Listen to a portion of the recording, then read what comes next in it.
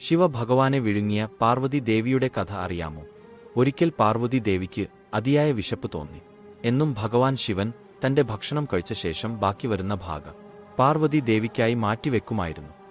എന്നാൽ അന്ന് ഭഗവാൻ ശിവൻ തന്റെ പാത്രത്തിലെ ഭക്ഷണം മുഴുവൻ കഴിച്ചു. ഇതുകണ്ട് പാർവതി ദേവിക്ക് വളരെ ദേഷ്യം വന്നു. ദേഷ്യത്തോടെ ശിവഭഗവാന്റെ അടുത്തേക്ക് ചെന്ന് തനിക്കായി ഭക്ഷണം മാറ്റിവെക്കാത്തതിന് കാരണം ചോദിച്ചു. അപ്പോൾ ശിവഭഗവാൻ ധ്യാനത്തിൽ ആയിരുന്നതിനാൽ മറുപടി ഒന്നും നൽകിയില്ല. ഇത് പാർവതി ദേവിയെ കൂടുതൽ പ്രകോപിപ്പിച്ചു. കോപാകുലയായ പാർവതി തന്റെ വിശപ്പടക്കാൻ അവിടെ ഉണ്ടായിരുന്ന മലകളും വൃക്ഷങ്ങളും എല്ലാം വിഴുങ്ങാൻ തുടങ്ങി. എന്നിട്ടും വിശപ്പ് അടങ്ങാതെ ദേവി ശിവഭഗവാനെയും വിഴുങ്ങി.